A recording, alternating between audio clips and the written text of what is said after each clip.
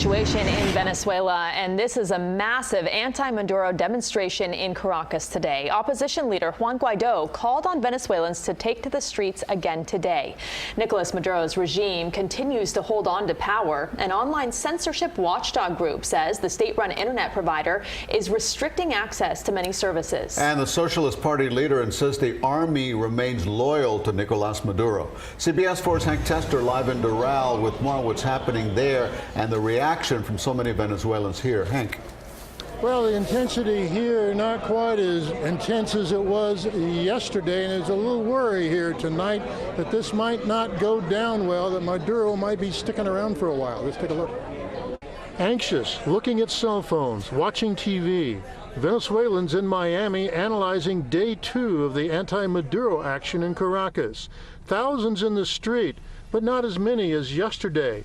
And this was the day that Juan Guaidó had called for massive protests. We don't know right now, but we hope we're gonna, and cry, but we're gonna outwork so hard for out this Maduro because of bad government.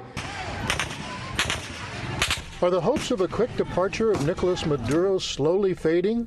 Despite the call for a massive May Day protest by interim President Juan Guaidó, most of this day, well, the turnout on the streets did not measure up to Tuesday's demonstrations and the behind-the-scenes drama where U.S. officials believed Maduro was on the ropes.